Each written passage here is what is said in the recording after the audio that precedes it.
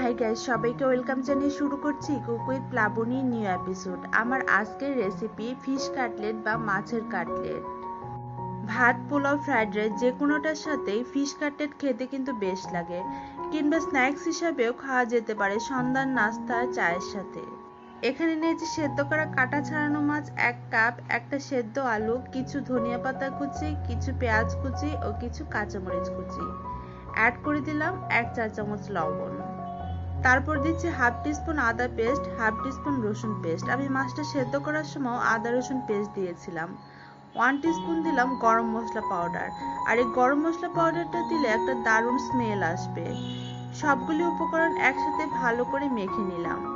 Binding এর জন্য নিয়েছি হাফ কাপ সুজি। সুজির সাথে অ্যাড করে দিচ্ছি হাফ চা চামচ লবণ, হাফ চা চামচের একটু বেশি পরিমাণ দিচ্ছি লাল মরিচের গুঁড়া।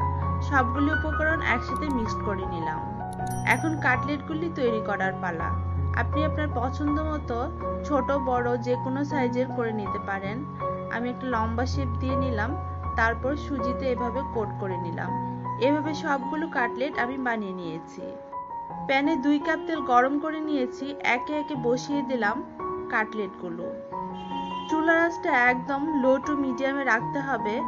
2 মিনিটের মতো ভাজার পর কাটলেটগুলি একে একে আমি উল্টে দিচ্ছি। আবারও একদম লো হিটে 2 মিনিট ভেজে নিলাম। এবার ছাঁকনির সাহায্যে তেল থেকে কাটলেটগুলোকে উঠিয়ে নিলাম। এভাবেই আমি সবগুলো কাটলেট ভেজে নিয়েছি। তো গাইস, তৈরি হয়ে গেল মজাদার ফিশ কাটলেট। সন্ধ্যার নাস্তা 1 কাপ চা, সাথে ফিশ কাটলেট, সেই সাথে টমেটো সস, একদম জমে যাবে।